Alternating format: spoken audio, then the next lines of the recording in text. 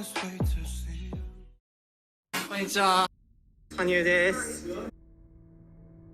こんにちは、羽生フィギエモンです。動画ではかなりお久しぶりになってしまいました。かなり楽しみに待ってくださってる皆様、本当にすいません。この動画は今までとはちょっと趣向が違うものになってるんですね。本当に？はい、この掛け合い久しぶりだな。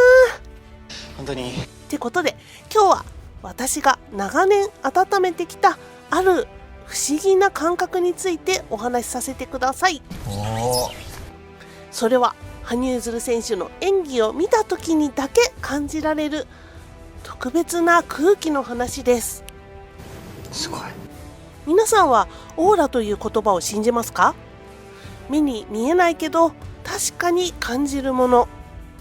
そこに立っているだけで空気が変わる。呼吸さえするのを忘れてしまうほど惹かれてしまう。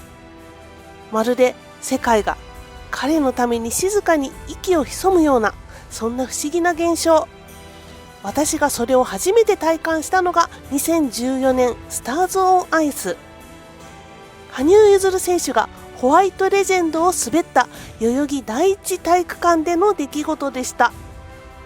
その時私は天井に近い遠くのスタンド席にいて、肉眼ではほとんど表情も見えない距離でした。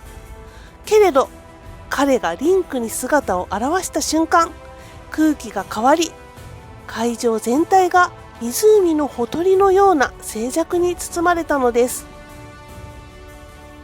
わずか19歳のスケーターがここまで空気を変えられるなんて、まるで夢の中にいるような感覚。これは人間のオーラじゃない。そう思った瞬間、意識がどこかに飛んでいってしまったことを覚えています。それ以来私はずっと思っていました。あのレベルのオーラを持つ人は羽生結弦ただ一人だと。ありがとうございます。でもある日、思いがけない瞬間に私は再びあの空気に触れてしまったのです。しかもそれはおそらく皆さんがご存知の女子シングル選手からでした。そこから今回はその体験を通じて見えた羽生結弦とそっくりなオーラを放つ女子スケーター、その共通点と私が感じた衝撃の瞬間についてじっくりお話しさせていただきます。羽生結弦ファンの方もフィギュアスケートを愛するすべての方、ぜひ最後まで見ていってくださいね。 OK。 こんな感じでこのチャンネルでは現役プロアスリート羽生結弦選手の話題を毎回ご紹介しています。何をしますか？羽生結弦選手を応援して今よりもっと幸せな毎日を楽しみたいっていう方はぜひチャンネル登録をしておいてくださいね。なんか入っちゃうっていう。チャンネル登録をするとライブ配信の予定、プレミア配信動画のお知らせ、そしてコミュニティの配信を受け取れるようになります。本当に？はい、このコミュニティではリアルタイムの情報を不定期に発信しています。ライブ配信情報などを見逃さないためにも今のうちにチャンネル登録をしておいてくださいね。よろしくお願いします。また2021年9月に始まったメンバーシップではより濃度の濃い情報、メンバーにしか明かせない情報をメンバー限定で発信しています。皆さんもその楽しさが伝わってたら嬉しいです。メンバーシップの内容に興味のある方はメンバーになるボタン、または説明欄のメンバーシップのリンクをクリックすると説明動画と特典が確認できますのでぜひ見てみてくださいね。 OK。 ということでまず最初に私の羽生結弦選手のオーラ体験をご紹介しちゃいます。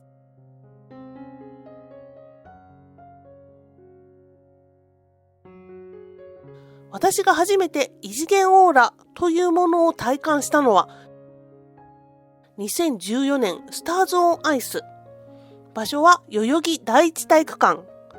あの日のことは今でもはっきりと心に焼き付いています。会場は満席で、私の席はアリーナから遠くリンクにいる選手が手のひらよりも小さく見えるぐらいの距離。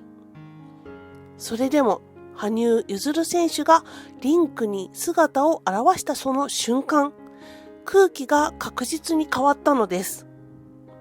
まるで時間がゆっくりと流れ始めたかのように、空間全体が静まり返り、観客の呼吸までもが止まったように感じました。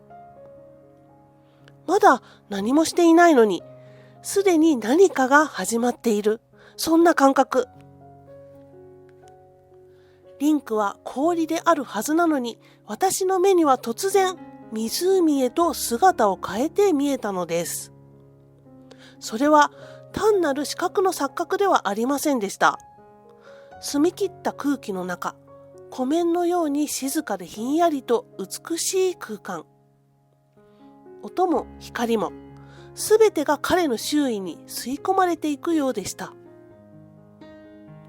そして演技が始まった瞬間、湖面に一粒の雫が落ちたとき、彼の動きが静寂を破りました。スケートの音すらも心地いい調べに変わり、彼の手の動き、足の流れ、呼吸、そのすべてが水の波紋のように柔らかく、私たちの心に届いてきたのです。その羽生結弦選手が発生させる振動は、席の遠さを超えて、まるで自分が氷のすぐそばにいるかのような圧倒的な没入感をもたらしました。白い衣装に包まれた彼の姿は、もう人間という枠には収まりませんでした。あの時の羽生結弦は、まさに白鳥そのものだったのです。翼を畳み、静かに湖面に降り立ち、そして舞い上がっていくような気品と美しさ。人間でありながら自然と神話と一体化しているような不思議な感覚。彼は誰かではなく存在そのものとしてリンクに降り立っていました。あの時、確かに私は触れたのです。羽生結弦という人がまとう異次元のオーラに。それは決してギラギラと輝くようなものではなく、あまりに静かで、あまりにも美しく、だからこそ心をわしづかみにされるほどの強さを持っていました。高貴で神聖で、そして静筆。それゆえに他のどんなものよりも圧倒的で、あのオーラに包まれた空間に私はしばらく言葉を失って、ただただ涙が出るのをこらえていました。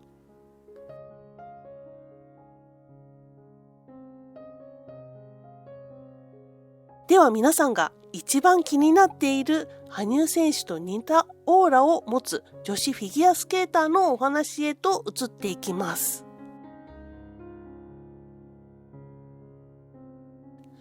そして、それから7年。私はもう二度とあの次元のオーラに出会うことはないのかもしれないと、どこかでそう思っていました。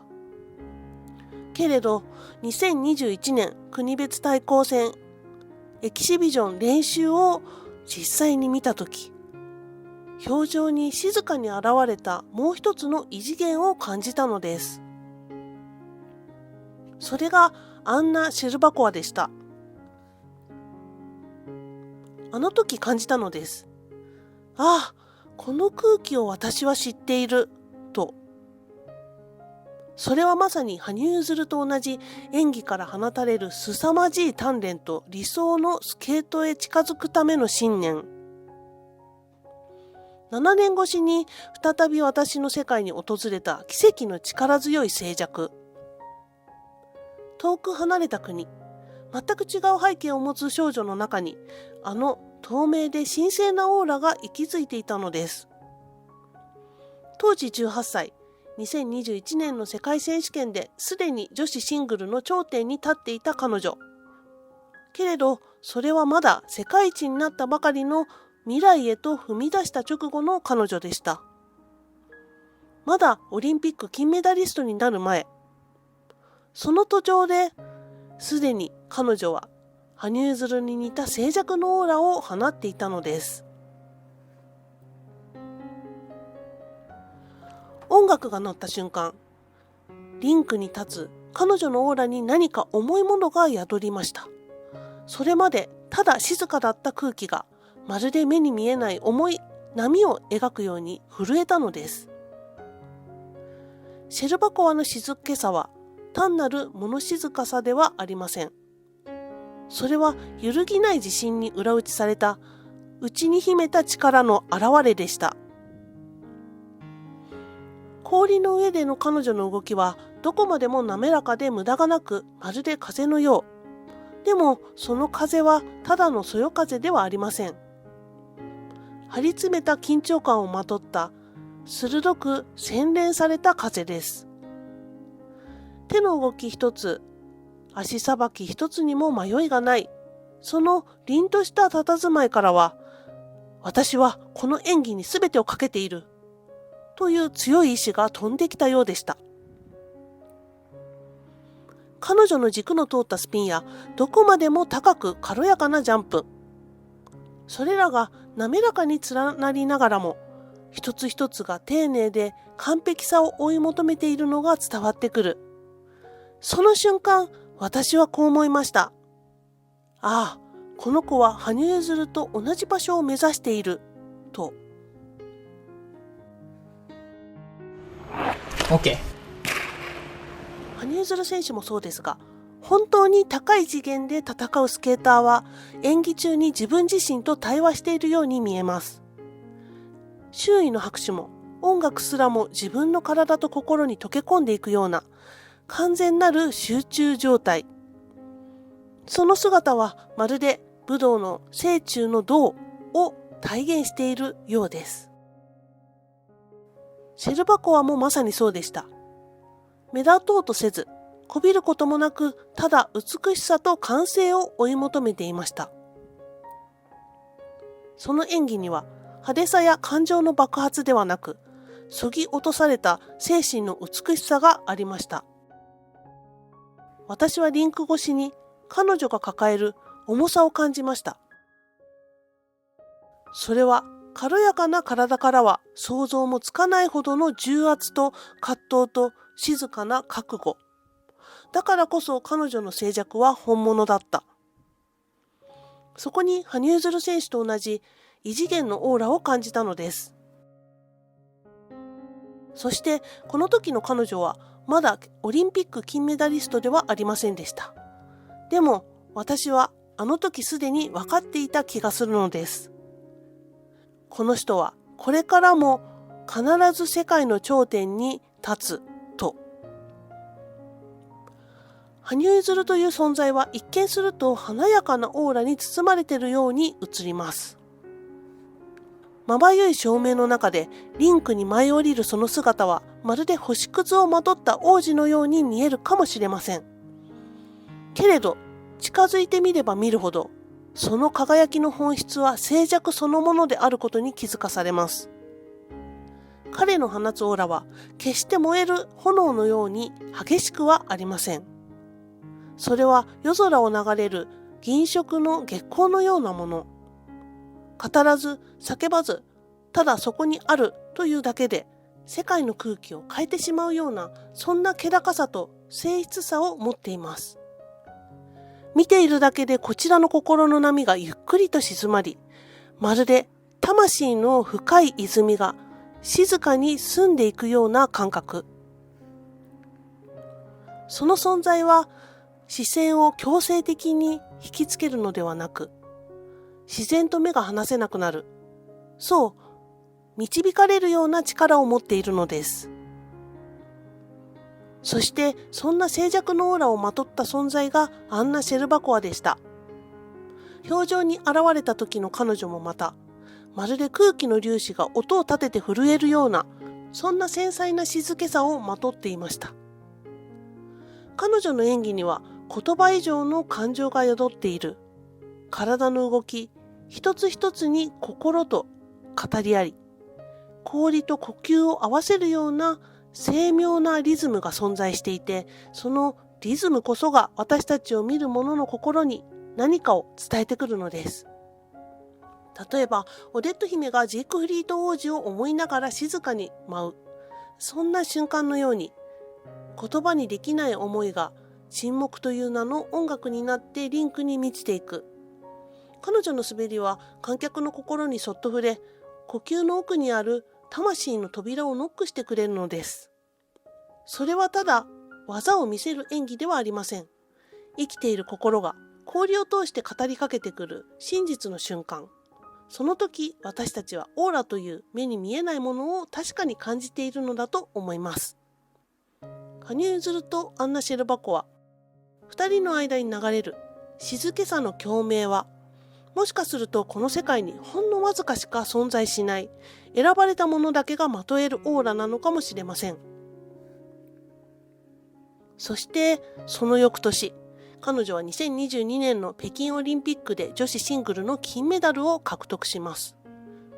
あの時見た静けさと力強さはまさにその未来を予感させるものでした。世界一の称号にふさわしい魂のオーラ。彼女は羽生結弦と同じく表情で時を止めることができる数少ないスケーターの一人です。あなたは羽生結弦とオーラが似ていると感じるスケーター誰かいますか？ぜひコメントで教えてください。 OK。 ということで、ここからはフィギエモン最近のファンニューライフってことで、ここからは銀座のメゾン構成で開催された石器製みやびと羽生結弦アンバサダーの思い出の会に行ってきた様子をご紹介しようと思います。はい、こちらメゾン構成がちょっと始まる前にですね、フィギエモンつきまして並んでいるところでございます。一番最初の回ゲットしました。はい、階段登っていきます。一番だったので一番最初にこうね案内されて、素晴らしい。最初って気分いいですね。はい、こんな感じで羽生結弦選手のこの液晶が映ってかっこいい。これね、後から皆さん結構撮影されてましたね。で、カウンセリングして購入した後にこちら、ご案内していただくという形でした。そのままね行けるわけではなかったっていうのがちょっと不思議だったんですが、10人かな、一つの時間で共有してこの素晴らしい祭壇というか見ていくというような回でした。はい、確か30分だったかなと思いますね。すごいね。細かく見ていきたい感じはするんですが、結構ね人もこういるのでなかなかうまく撮ることが難しかったんですが、今これ撮ってるのはね、一番最初に入ってすぐに撮ってしまおうということで撮ってるところなんですが、ちょっとね後ろも控えてたのでそんなにね一人で撮ってるわけにもいかないのでっていうところですが、羽生選手の素晴らしい、全部知ってるっていう感じですよね。本当に石器製みやびさんではいろんなグッズを出してくれてたんだなっていうのを改めて感じますね。2023年ですかね。はい、この辺もよく見ましたね。持ってるのもあるし持ってないのもあるし、このマグカップはね結構人気でしたよね。このセットは持ってますね。で、この鏡ですね。あったな。はい。で、ちょっとねちゃんと見たい人もいるかなと思って戻ってきました。はい。なんかね、私服の衣装だと不思議な感じがしますね。本当にこれ着てたのかなっていうのを近くで見ても思いました。不思議ですね。こちらのハガキ、誕生日のやつとかね。で、これがフォトブックの最初でしたっけ？ちょっと違ってたらごめんなさい。ね。これも持ってる、あれも持ってる、持ってないのはこのバッグ持ってないなっていうそんな感じでこう感慨深く拝見したりして、これね、石製みやびのすごいねセット。いろんな方向から見ると本当に美しくて素晴らしい空間だなと思って見てました。でこう帰ってきてというか、帰ってないんですけどこれ外でね、このもらってきたというか、購入してその、もらえるものとしてフォトブックもらってきたんですけれども、一番最初に開けてた時ですかね。どうでしょうか。すごいね、なんかフィギュアスケーターには全然思えないかなっていう感じですよね。フィギュアスケートをしている時の写真の方が好きではありますけれども、こういうお写真になっても本当に美しく、どんなポーズでも美しいなと思って見てました。そしてね、バッグが赤ということで、なかなかね大人になったなっていうそんな印象もありますよね。青年になったなぁと、昔から青年ではあるんですけれども、若く見えるのでね、羽生選手。はい。美しいですね、やはりね。やっぱりフィギュアスケートという体で表現するスポーツをプロとしてやっている方なので、上半身であっても体が見えなかったとしても何かね美しさが見える、そんな写真になってるんじゃないかなと思いました。凛々しいというかね。この衣装、バッグが青のこのタキシードのお衣装の写真はなんかかっこいいのが多いですよね。とても人気が高いお写真たちなんじゃないでしょうか。はい。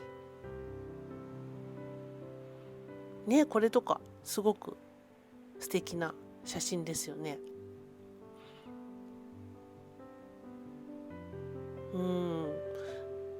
なんか